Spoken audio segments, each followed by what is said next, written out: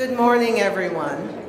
I am Joyce Davis. I am the President and CEO, founder of the World Affairs Council of Harrisburg in the great Commonwealth of Pennsylvania, not far from here.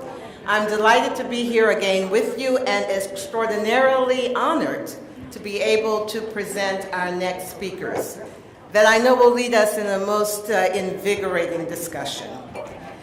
First, I'd like to introduce someone who I have great respect for because I've watched her and listened to her for many years. As a former foreign editor and special correspondent myself for National Public Radio, I've taken special interest in your reporting from the Middle East and on counterterrorism, which was once my specialty. So Dina Temple-Raston is indeed a special correspondent for National Public Radio.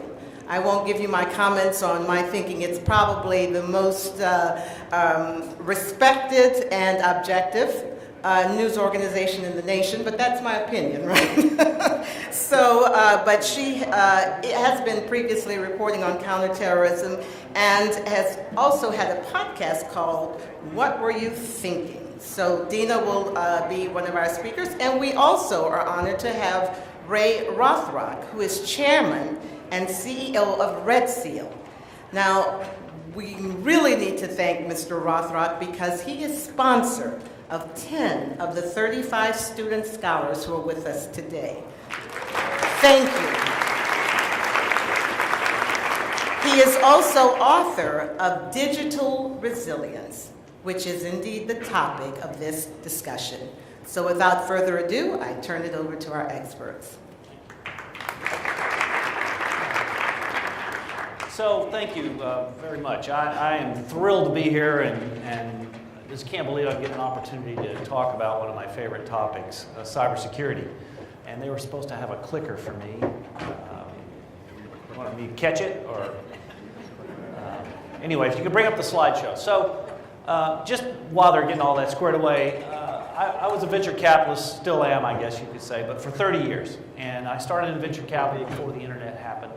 So, and before that I'm an engineer, so I'm a very practical-minded person. I like to solve problems. I like to make sure we get things fixed and fixed right. And so in those 30 years, the internet happened, and I was at the right place at the right time with some relationships and observed that this thing called the internet started to get connected up, and companies started connecting, and suddenly we needed this thing called a firewall. So I invested in this little tiny company in Tel Aviv, Israel called Checkpoint Software. Today it's a $20 million security company, $20 billion, sorry, cybersecurity company. Yeah, zero here or there.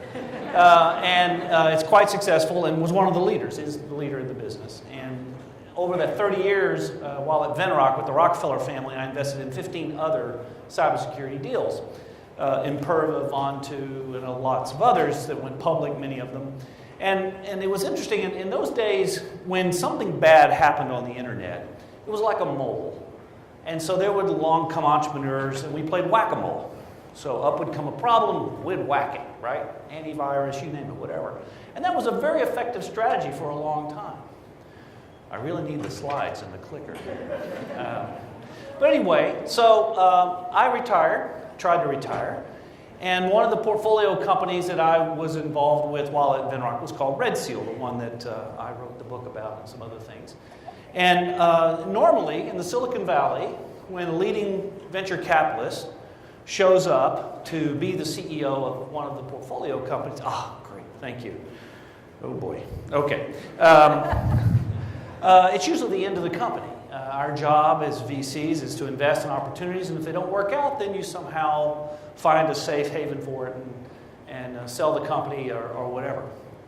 But when I got there, something really interesting happened. Target. This is a Fortune 50 company, very successful company. They probably had deployed all the technologies that I had invested in for many decades. They had the best engineers, they had a budget. And you recall Target, right? 2013, this is where 40 million customer records escaped, exfiltrated, we call it. And it's like, what the heck happened? As a VC, one of the hallmarks of a great VC is to see patterns. You see things happening, and then an entrepreneur will come in with an idea that solves that pattern problem that you see. Well, the pattern here was, how could it be a company like Target have all these problems? Well, it started peeling back that onion and level, and it turned out the problem was already inside. It wasn't someone beating on the firewall trying to crack the nut. It wasn't some intrusion software the stuff was inside. And if you know the story, basically a third-party supplier came into the shop to work on the HVAC system. That laptop was already corrupted from a phishing incident. You know what phishing is? Everybody knows what phishing is? And he attached to the network at Target to work on the HVAC and this malware crawled off his laptop into the Target network and started hunting. This is automated systems. Right? They're looking for credit card numbers or telephone numbers or whatever. And it crawled through the corporation, didn't find them. Crawled out to the point of sales in the stores. And they had good processes and procedures. Namely, they were supposed to turn off the cash registers at night and clean the hard drives so that if they were stolen, people's information would. But they didn't turn them off. They left the power on. And everybody's ID was in the memory banks of these computers that were out there at the point of sales. And the malware found it and said, hey, I got it. It calls home. It's chain of command. 40 million records. All the alarm bells at Target went off. Oh my gosh, what do you do? They were getting 50 million alerts an hour. I mean, what do you do, right? I mean, it's great. So anyway, the stuff was inside. And this is what I observed. So we now live in a world where Russia and China and others have done things. We've got proof of it. The Sony attack from North Korea. I got the phone call on a Saturday morning from the CISO at Sony. He had heard about RedSeal and said, hey, I hear you can help me with this problem. I said, well, who are you? And he said, well, I'm CISO at Sony.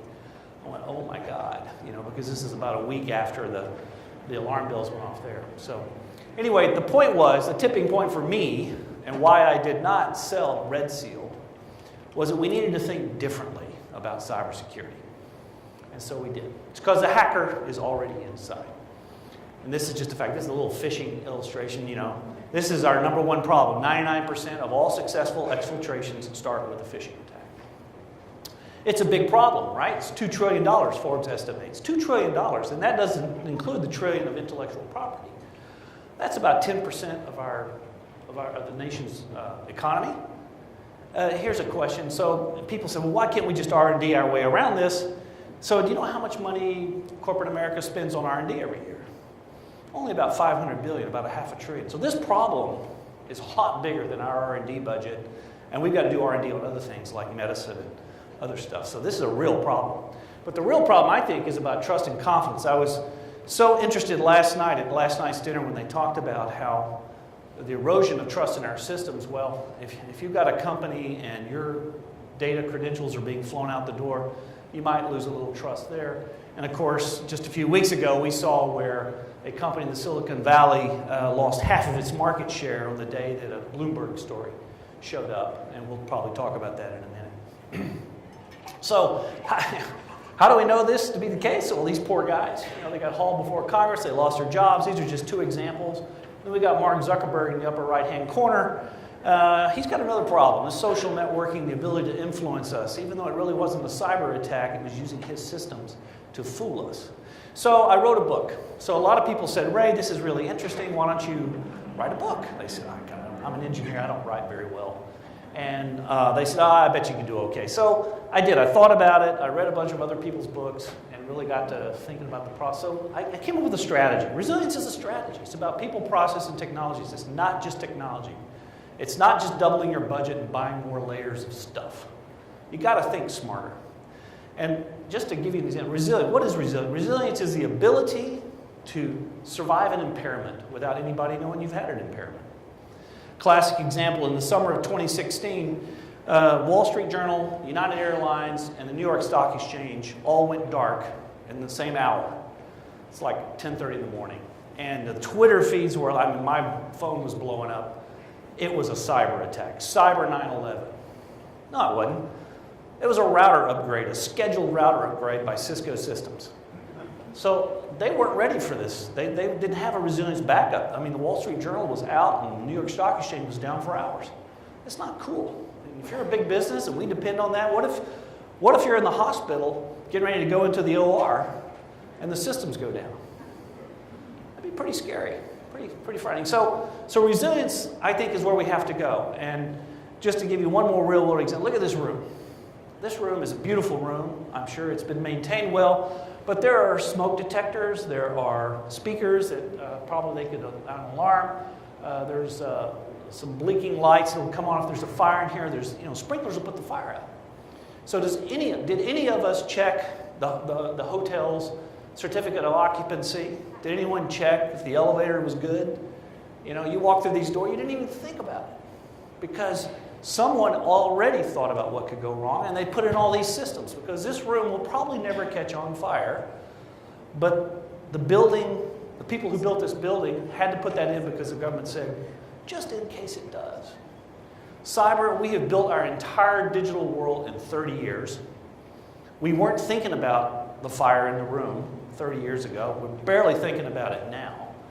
And so I think this is where we got to go. And I talk about, this book is not a technical book. It's a book, I talk about the Library at Alexandria. I talk about undersea, I talk about real world examples about how we can take what we've learned as a society, as a humankind, and translate it to our digital world. So just really quickly, 4 things. We've got to understand what we got. And this virtual world is virtual, right? How do you understand what you have? Well, that's a lot of software. You have to measure things. This room is measured. That sprinkler system, they check the pressure on that probably every quarter. The fire department comes by and makes sure there's water in it and it will operate. Compliance and verification. This is laws, and people abiding by these laws. Our cars, if you hit a car in 1960, if you're driving a car, you hit a tree in 1960, you didn't walk away. But today you can hit a tree driving a car at 70 miles an hour and probably walk away because there's airbags and all kinds of stuff. That's resilience.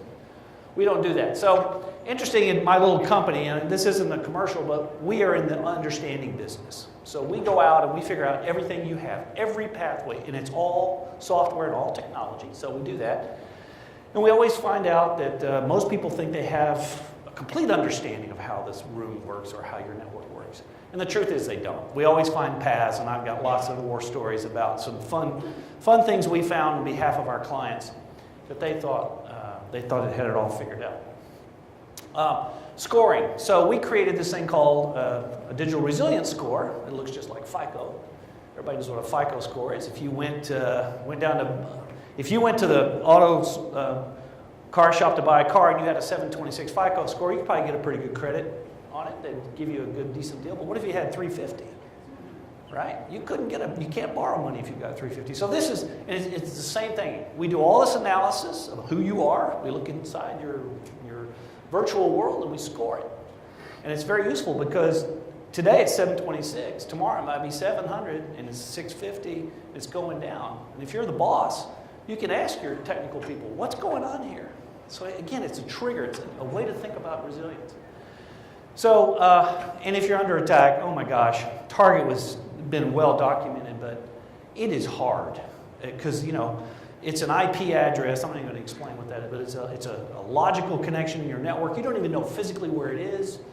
There are examples in the last few years when people's data center had some virus in it or some malware. They would literally just shut the power down the whole data center. Well, what if that were your bank and you're getting money out and all of a sudden it stops? This is a true story. This happens. So there's no straight line to success. It takes better thinking, better coordination. Again, it's about people, process, and technology. And my takeaways from the book, I'll just leave this up here. But really, it's think about resilience as a business problem, not a technical gobbledygook problem, which most of us, unfortunately, are forced to deal with. Zero-day attacks, antivirus, all that stuff. Think about it as a business problem. Think about it as a competitor, because it is, right? What does a competitor do to a business? It erodes the gross margin, it costs you money. Cyber does the same thing. Ask what can go wrong. That's the number one thing. That's the big takeaway my whole life as a venture capitalist investing in cyber. What can go wrong? And that's what I tried to solve. But I'll just leave that up there. So, Dina, thanks.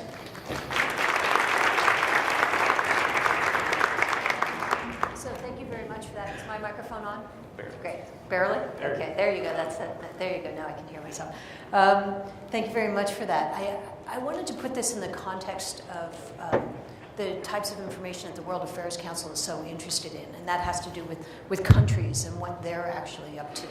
And you talk about what's inside, and that made me think about China, and specifically, and it's come up here this morning, the Bloomberg story on whether or not China had somehow chips that were inside, among other things, Apple phones. Can you talk a little bit about that and how that fits in with your sort of resiliency idea? Well, it's that particular case. This is the company Supermicro makes computer boards for computers that a lot of people buy, a lot of data centers and so forth. Even my company, when people ask us to ship our software on a piece of hardware, it's a Supermicro. So when that story came out, and that's a Chinese company. Well, it's an American company that manufacture in China for low cost reasons. So it'd be very easy to see how you could put something on the board. But you know, the Supermicro is a public company, and its value went down by 50% the minute that story hit. 50% of your market value just wiped out. For me, my phone rang off the wall because we ship those computers, and half my business is the U.S. government. One of my largest commercial customers is Apple, right? So my gear is inside Apple. Tim Cook stands up and says, we don't have this problem. I don't know how he said that, but that was he said. So this is real or not, it is a serious problem because it affected my credibility with my customers, and it affected Tim Cook and Apple, of course, and well, the poor old Supermicro, they got hammered badly. So it could be real. It probably is. There's something going on there. And of course, we've talked, there's a great book, I'll just pitch it here, it's called Ghost Fleet. It's about sleeper chips provided by the Chinese into all our electronics. And they turn on the sleeper cells and disable our ability to defend ourselves, and then they attack the United States. Sorry, this is a fiction book? Fiction book. No, that's not the real book. Yeah, it's anyway. It's 2022, and it's not very much science fiction in it at all. And I won't tell you how it ends. But so the concept is out there, and yes, it could be. So China, I think we have to worry about that, and not just China. I mean, we have to worry about that anywhere. Even it could be an American company buying parts. Not just shipping over there to be manufactured, but actually the parts that we buy here. And you know, if the government, their mandate is to buy the cheapest available, right? So a lot of our government military stuff has got foreign components. And how do you fix that? Wow, I don't know. There is software that you can run on gear to find out if it has something bad in it. But I think you know, good inspection and compliance up front. You can test software to see if it's got vulnerabilities or capable to be made vulnerable through a side door or back door. Or code that isn't supposed to be there. Yeah, it's supposed to be. You can find all that stuff, but that's cost and an extra step. An extra step, but it won't happen unless we pass some laws or create some compliance to require that so we can certify. I mean, I've asked Supermicro, can you give me an affidavit that says this is not a problem? Have they? No. Interesting. It's coming, I'm sure. I'm sure. Wow. So from a business perspective, if you tell us that you said your phone was ringing off the hook, what did you do in response? Well, we immediately prepared some standard stuff, then we were going to investigate it, we'll get back to you. We took a lot of notes. So we're in the process of sorting that out. The machines, we don't keep inventory of this around, but we did rip the back off one of the computers and took a look at it. And I mean, I don't know. There was a day I could read that stuff and understand it, but there's a gazillion chips on one of these boards. It's about this big, so which is exactly it'd be impossible to test it. So another foe that we've been focused on in this cyber realm is Russia, and in particular Russia and its role in elections one way or another. Yes. So let me give you a hypothetical. Let's pretend I make you the Secretary of State of the state of Colorado, and I have entrusted you with making sure that the elections aren't hacked. What would you do? Well, there's a couple of things you can do. You can always do paper, right, instead of electronic, but we know that's expensive, and we went to the electronic voting systems to save money. But two things. So you could do a backup paper copy, which I think a lot of people did do this last time and have done in the past. And Colorado does. In Colorado did that, exactly. But you could also have two separate voting networks. So when you go to your voting place, in this machine A, you do your votes, and then you go to machine B, and it's collected separately, and then you can compare results afterwards. So that would be very useful. And if you got some big differences, you could do that. But now let's go behind the screen, if you will, and the people that operate those systems have to keep them separate. You could also keep all of it off the internet. That's what some companies do. The New York Stock Exchange now is actually off the internet. Meaning air-gapped. Air-gapped to the internet. Right. Wasn't the Iranian nuclear power plant air-gapped? It was also air-gapped, the Stuxnet attack. Yeah, that was a good one. But it was air-gapped, but that was just good old shoe leather, right? They threw the USB sticks over the wall and someone stuck it in, and it was like the target attack all over again. But I would do dual systems and do compares. It's interesting, for about 12 election cycles now, it's paid for by you and me, taxpayers. Harvard and MIT have a group that does audits of suspicious activities. So if it's a close election, if there's difference by 5 votes or something, or 1,000 votes, they will look at that. And their conclusion, 12 cycles, I haven't seen it. It'll take months before they finish this cycle, but the previous presidential election, I'm on the board at MIT, and they report out to us there was no hacking. There were some machines that could be better kept and more secure, but there was no hacking. So the actual hacking of voting machines, we haven't seen happen. Yeah, we haven't seen it. And think about it, right? So I'm going to hack a voting machine in a district. That's not going to have an impact. It might affect the local dog catcher, but it's not going to affect the overall result. So it would be a massive conspiracy to hack voting machines and change an election. I think that's why they went after the Facebook and the Twitter accounts, because that would be easier to get you to make a vote that I want you to make rather than changing the machine. System. Yeah. So you talk about digital resilience and this digital resilience score that RedSeal has. Could you kind of give us the components of what you walk into my company? How do I get scored? Yeah, I'll unpack it as less technically as possible. There's every organization, small, large, doesn't matter, has lots of gear on their network. That wired networks, wireless networks. You're sitting here on your phones right now on an LTE network or something like that. And there's all this equipment that operates behind the scenes. And how that equipment is configured is there's an engineer somewhere along the line programmed it up based on what was told to do. And we call it the fat thumbs problem. They made a mistake. So instead of routing to this computer over here, they routed to this computer over there. Or if they were an insider threat, they could have done it on purpose. But mostly it's mistakes. But the first thing, you got to get all that. So we import all that information and we build a software model, much like what a spreadsheet is to a financial analyst. And then we test it. We play war games with it. We look for vulnerabilities. So you red team it. Yeah, we do. To use that term. We red team the model and we began to understand where it is. And by the way, then we can prioritize what is wrong. That's the first thing. The second thing we do, we look at all the equipment and we see if it's up to date. The number one thing we can all do is patched? Patched, yeah. Make sure that it's got the latest upgrades, the latest patches, because that's where vulnerabilities start. The JP Morgan attack in 2016 started with an unpatched server, a Windows server. And to be clear, unpatched can even be right down to your printer, right? So it's not just necessarily... Or fax machine. Or your printer. Did you read that story? That was a good one. Yeah. Yeah. That was Checkpoint figured that out. So we do all that, and then we actually look at every route, every pathway that data can travel in your network. And you'd be amazed at how many people think that they understand it's completely contained, all in 4 walls, or whatever you want to call it, all within the cyber fortress. But there's a link here, there's a link there, there's a link there. And it goes to somewhere you don't know. We call it a dangling link. A dangling participle. Yeah, well... Route. Sorry, English That's okay. major. There you go, English major. And it just hangs out there. Well, it's a vulnerability, right? If I found that, if I was a bad guy and I found it, then I could send traffic down and take over. So we put all that together. We take a guess at the data structure that you have. It turns out people name their computers interesting names, like San Jose Data Center. Oh, okay. That's probably where you keep important data if you're a bank. So we take a guess and then we confirm it and then we crunch it. And it can take overnight to come up with that number. But that's what it is. It's how good is the model? How good is your infrastructure? Have you kept it up to date? And do you know everything about it?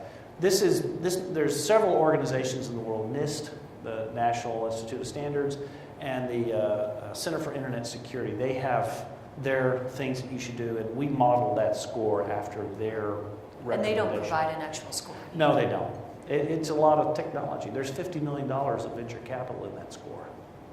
That's not trivial.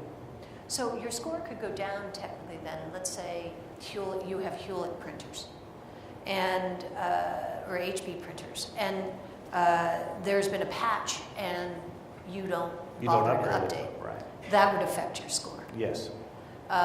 If you're adding new equipment without safeguards, that would affect your score. Right. That's the biggest one, because networks are dynamic. They change every day. You buy a new router, you buy a new this, you acquire a company. Right. Put the two networks together, your score changes. And if I keep using my password 123 Dina, does that lower my score? If you didn't change it very often, yeah. You know, that is the number one vulnerability in a corporate network. If you had 10,000 routers, these are the things that send the traffic, you're not going to have 10,000 unique passwords. In fact, you're going to use probably the default password. And forever, not forever, but for about a decade, Cisco's password was encryption, the word encryption. And to prove that, I would go to people's houses and I would say, can I just try to hack into your router? And I could. And they were just like, oh, their eyes get big. Do they ask you back? Yeah, to fix it. But yeah, that's a good guy. No, I never got rejected. It's not you. But it's easy. You know, it's Right. easy, right? Right. So, have you looked at also, I mean, one of the big vulnerabilities is software, right? So you keep loading new software on.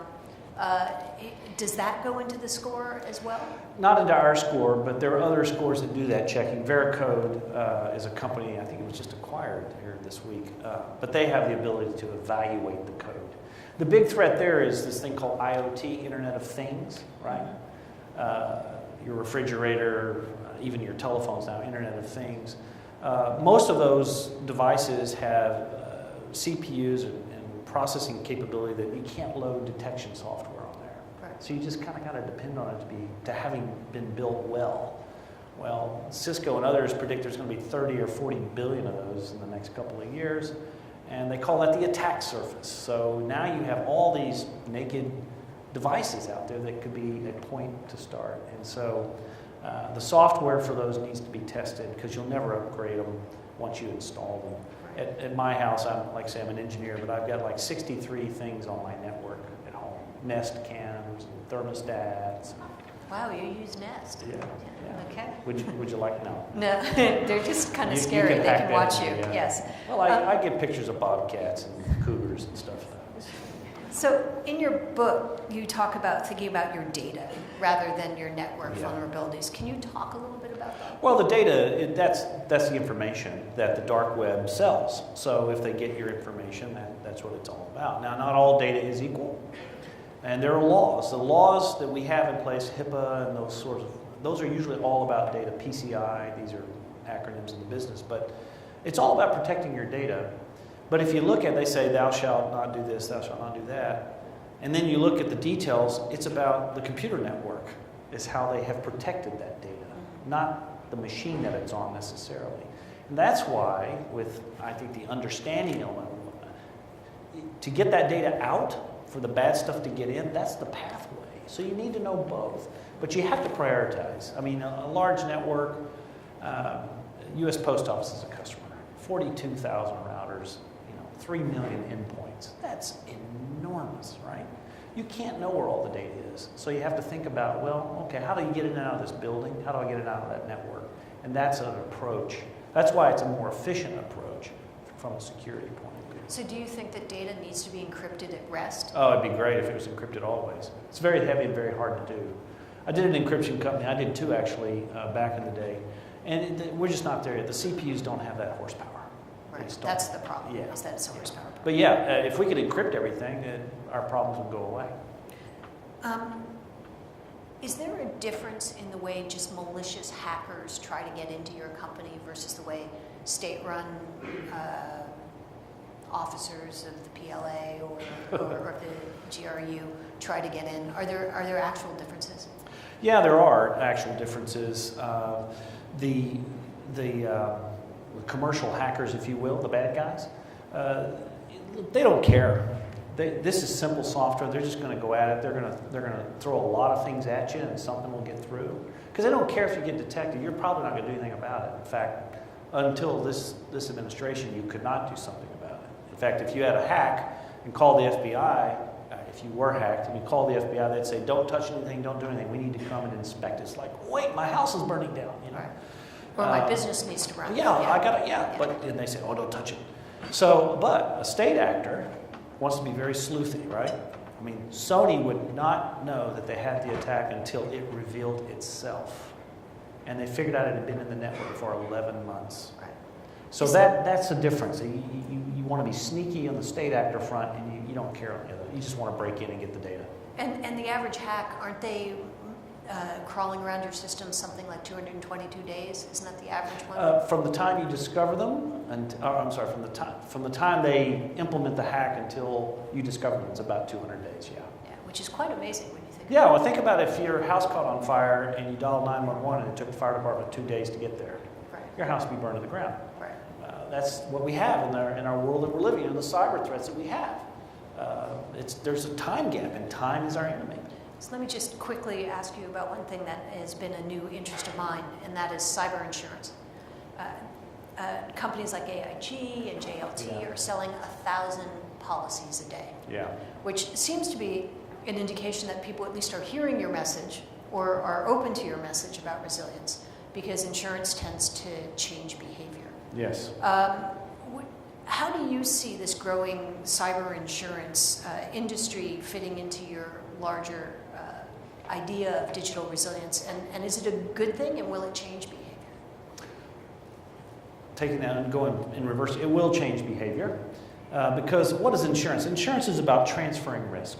That's all it's about. So if you're a large company, you can either be self-insured with your balance sheet, or you can invest and do something about a problem once you've identified a problem, or you can ignore the problem.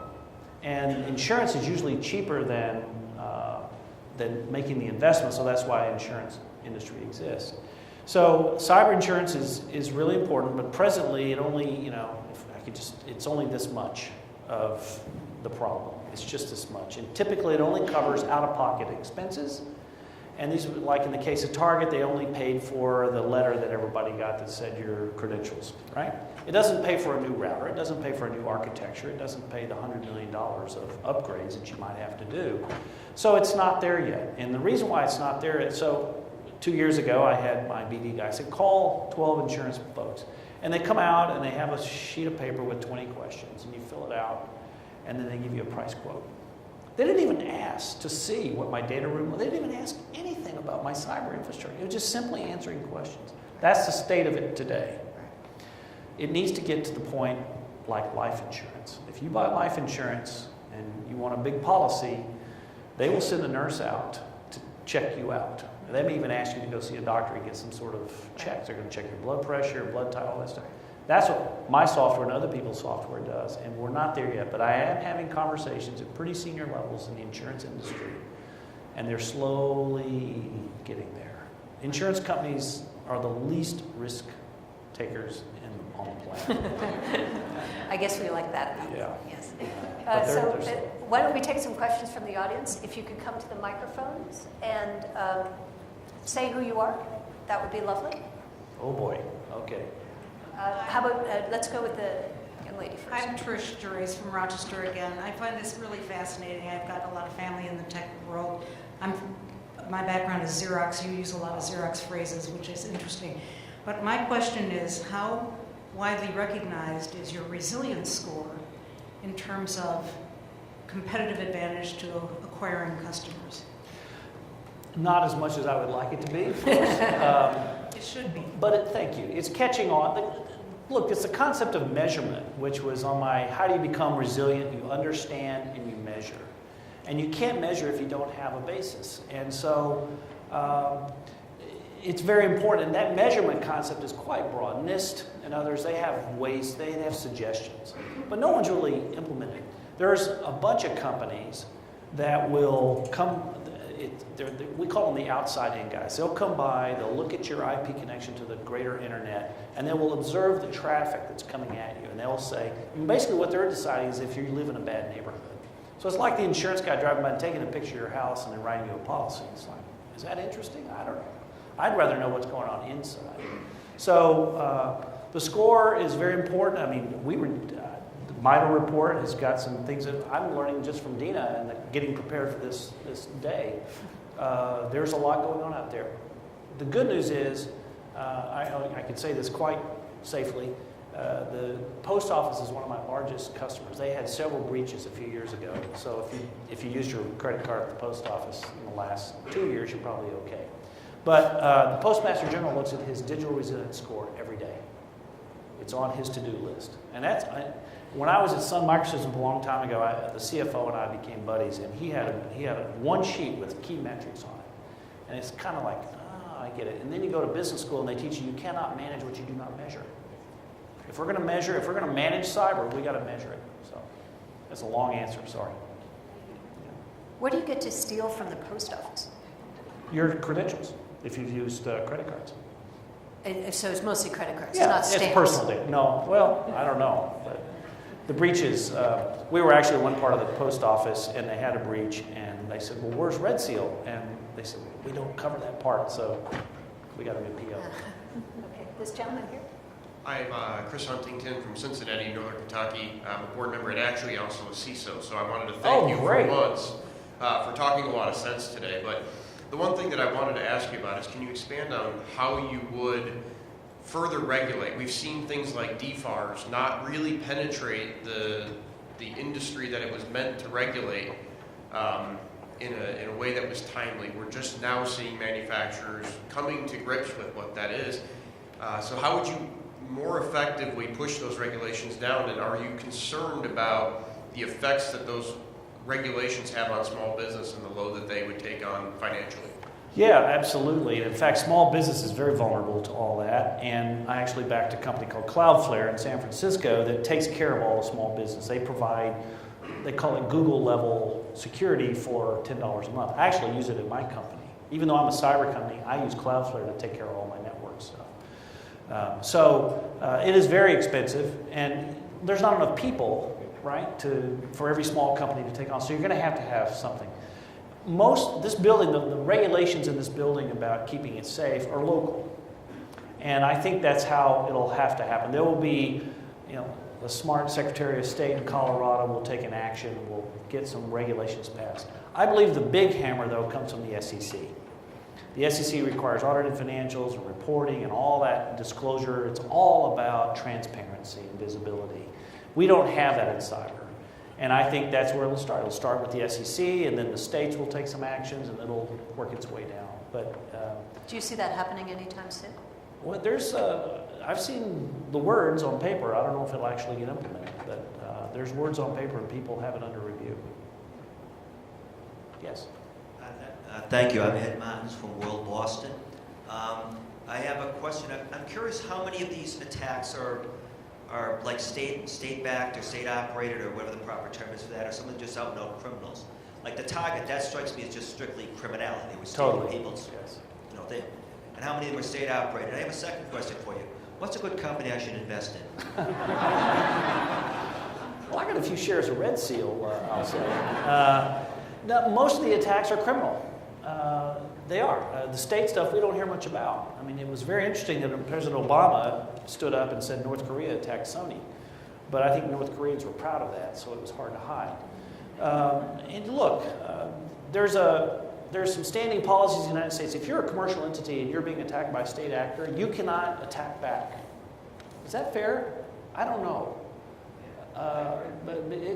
You mean by law you can't? Yeah, by law you can't. Oh, yeah, of course. Yeah, I've got my guys in the back room. But really, so what do you do about that? You call the FBI and they say don't touch anything, and then you're done. You're cooked. It's terrible. I mean, Sony just, if you don't know the whole story, so once they were attacked, it was revealed, and of course it was about the emails, right, the CEO's emails and all that. Kind of an embarrassment. But this went to such a high level at Sony, they made the decision to factory reset all the equipment in their network.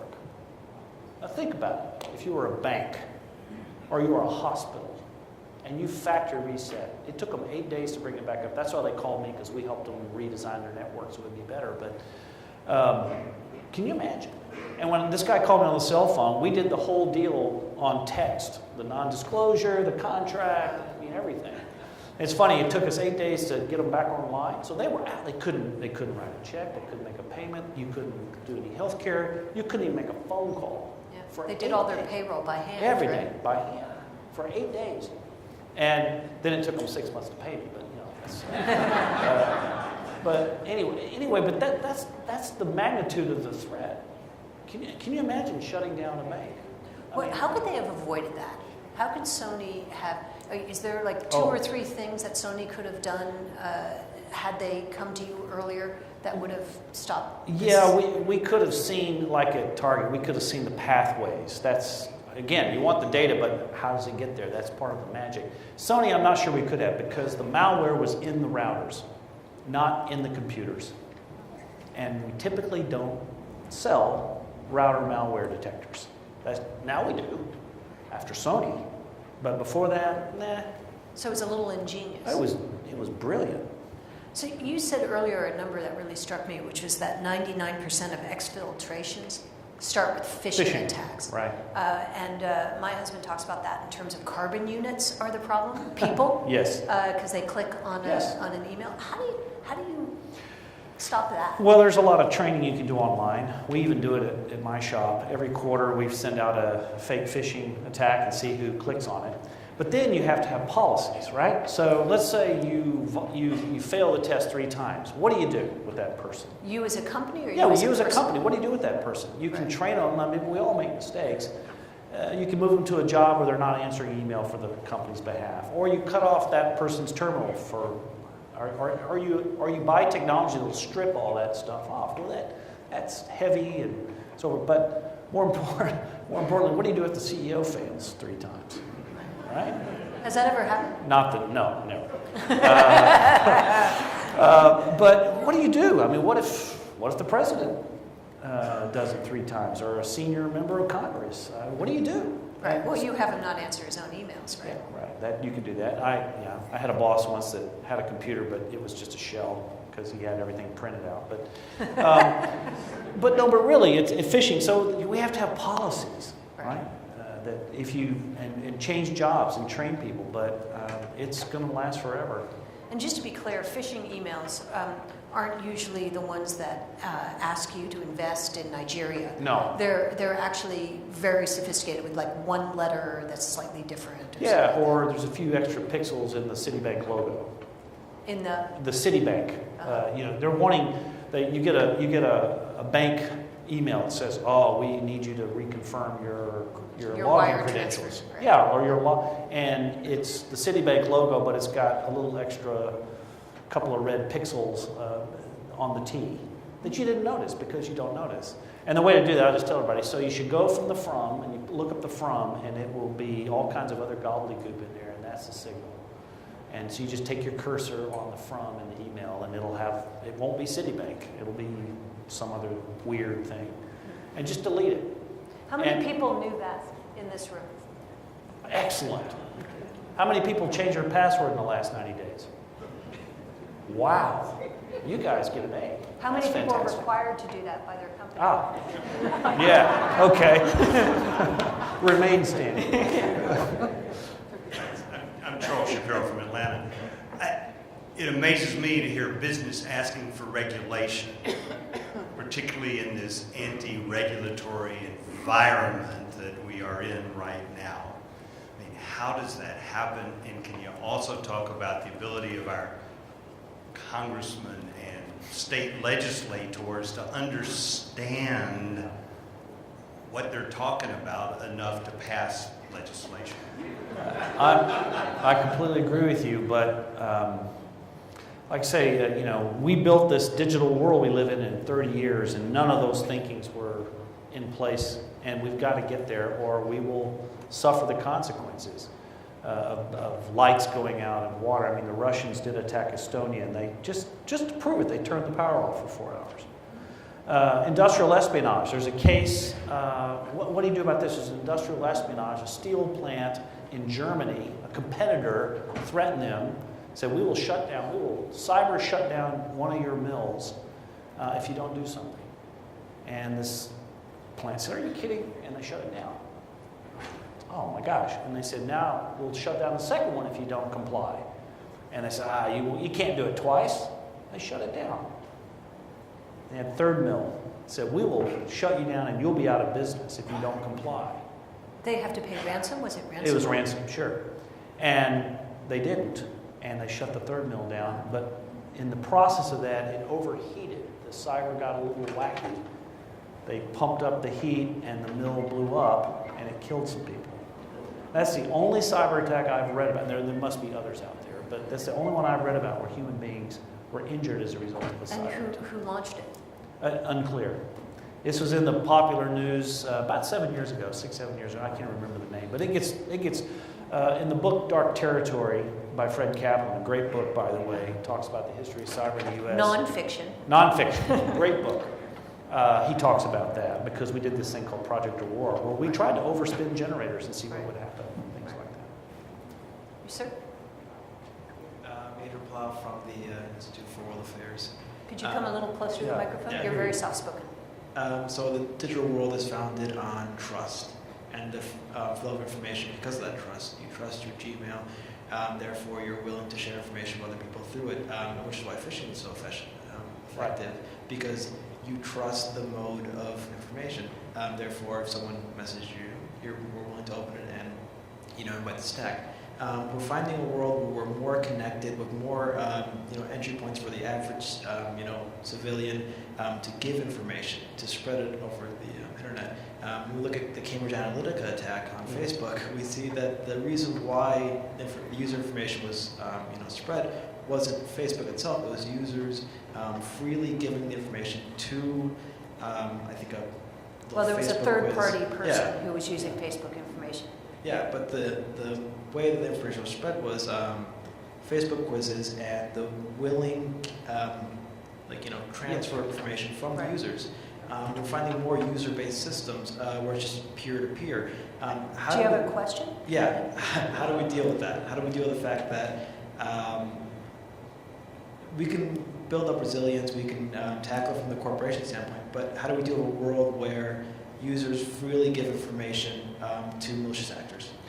You can't, obviously, right? But I do think you start with education. Like, we were all taught to wash our hands, clean our fingernails, and comb our hair when we went to school. So why couldn't we teach them to be a little skeptical about these things when I get an electronic inquiry or want me to take a fun exam? I can tell where you were born and where you were raised by the TV shows that I might have answered in this quiz. So I think it's about education, and I think it starts in the schools and it starts very early. But you're not going to stop everything, right? I mean, we're taught to look both ways before we cross the street, yet pedestrians still get killed. So, it's always going to be there, but what we have to do is tamp it down to a level, hopefully zero it out, but tamp it down to a level where it doesn't affect how we feel about the systems, and we trust the systems. We trust our bank, we trust our hospital. That's what we have to do. Do you support laws like GDPR, which is the privacy law in Europe, or the California privacy law that was passed but hasn't been enacted yet? Do you think that's a way to get to this education problem? Well, no, it's not about education. That's about what the vendors have to do with your information. They have to give you the ability to opt out, which makes sense, but once it's in, I don't believe it could ever be opted out. Right, well, could it be the opposite? Would they have to give you the ability to opt in as opposed to opt out? That's what it really should be. Right. But our advertising system is not based on that. Right. The culture, the advertising culture. So. Hello, I'm Hillary Simon with the Dallas-Fort Worth World Affairs Council. Ah, great. I'm from Fort Worth. Oh, okay. Yeah. Maybe I'll see you some. And my question was, do you think that the cybersecurity threats are too great to ever make online voting a realistic possibility? I missed the Are first cyber threats so much that just regular online voting as opposed to having to go someplace to vote? Is that a possibility? Well, with encryption and some other things, we should be able to secure it nicely. Because it's about the data, right? It's going to transfer somewhere. But we have to have what's known as handshake protocols so that it's a legitimate vote.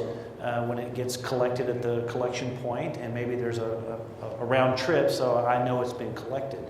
Email kind of works like that, but you could certainly do it, and I think we could get to a point where it could work. Yeah, I'm optimistic about that, but it'll take a while. Yeah, thank you, because that's actually something that comes up a lot with questions about voter access and Yeah. things like that. Yeah. So, thank you. Encrypted data, handshake protocols. There's lots of ways to get information from here or there and know it got there, and then it got there in one piece. They're already testing that in Yes, some places. yes, I think that yes. what they're doing is they're testing online voting with military, Sure. and I want to say it's in West Virginia or someplace like that, someplace Yeah. on the eastern seaboard. They're testing that with military corps overseas. So it's not beyond the pale. Yeah. Thank you. You're Yeah, welcome. you bet. I just wondered, how safe is our power grid? Well, as an old nuclear engineer, unfortunately, it's so complicated. I think the quick answer is it's pretty safe, but not perfect. Look, the magic in a thing like that, what you need is segmentation. You need to be able to bucket, that's what I call it, bucket, segment, control, source, use, all those things. And we actually have regulations, NERC-CIP. I don't know what that stands for, but that's what it is. And those regulations came into place in April of last year, and it's like $1 million a day fine if you're not implementing it. And does anybody go out and test, right? I think about a related situation, the oil rig that blew up half a dozen years ago, Deep water. Yeah. There was regulations against some of the things they did. Deepwater Horizon. Yeah, but they weren't obeyed. Likewise, I think in the power industry, you need this segmentation. And so why? So imagine. So right now, all of the cyber threats are through the IP network, the internet. And it touches a piece of equipment. And we're monitoring that piece of equipment because we want information. But on the other side of that is a protocol. Everybody calls it OT, the operational technology. So you have this IP, which is on the information side, but then you've got this thing that says turn the valve or adjust the temperature or whatever. And that's on this OT side. And there are companies now that are focused on the cybersecurity beyond that interface. We're pretty good here. That's where you segment and you stave off things. But what happens here? So if I got malware down to here and then I could get into here, that's like Stuxnet. And then you start mucking around with the equipment. That's where a lot of focus is going. And the power industry is loaded with all that stuff. Turns out there's only like a half a dozen vendors. It's not as hard to do as you think. You can actually put in physical devices that help protect that. So there's a retrofit opportunity, upgrades and all that. And they're working through that right now. Cisco's got a big project. There's a company called Clarity based out of Tel Aviv that's working on it. But that's where the issue is. It's more to the equipment, not on the network on the outside. And could the equipment actually say, this is a goofy order you've just given me? Yes, it could. Let me pause and flag this so someone sees I just got the order that the cylinder is supposed to go faster. I mean, nuclear power plants are designed with this concept called defense in depth, and so you have voting systems. So that if you assume that you got to have 3 votes yes out of 5 in order to take an action electronically, you can do that in cyber as well and test to make sure you don't get a random order to do something. That's really cool. Yeah. So I wanted to give you an opportunity to frighten us a little bit just before you leave. No, and that is because you've made actually cyber seem like we can get our arms around Yes. it, which I think what you were trying to do. What are the cyber attacks of the future? You'll never know it. Well, I think... what cyber attack keeps you up at night? My software getting aside hacked. from yours. No, but getting hacked. It scares me to death, right? The one that keeps me awake at night is if the financial system went down. Look, the world, I mean, money is, it's the blood of the economies of the world. The whole world, the Russian world, the Chinese, all of them. And if and what was it, that big attack, is it Singapore, Malaysia, where they siphoned off 86 million? Bangladesh. Yeah, there we go. And by the way, it's North Korea, right? They need the cash, so they're principally responsible for that. But if it really got to the point where you created false transactions, began to fool people, and money started moving irregularly. That scares me because we really depend on that. One of my board directors she was the CISO for Barclays, Rhonda McLean, and on 9/12 she was in the White House helping them figure out how to keep the financial system up. That is really critical because if you've ever studied emergency planning or emergency processes, the first thing they tell you is you want to get things back to normal as fast as possible. You want people back in their jobs, back in their schools, doing whatever. And if the financial system went down, you would have mass panic. I mean, if it went down for days, I think we would have a panic beyond. So I do worry about that. Could blockchain fix that? It could certainly help alleviate a lot of those problems, right? Because you've dispersed you don't have central. Everybody has the same information. Right. Unfortunately, you can't reverse it. You can only go one way with blockchain. It's like entropy. So. Well, thank you so much for being here. Thank you, Dina, so much. Thank you so much. Thanks a lot, everybody.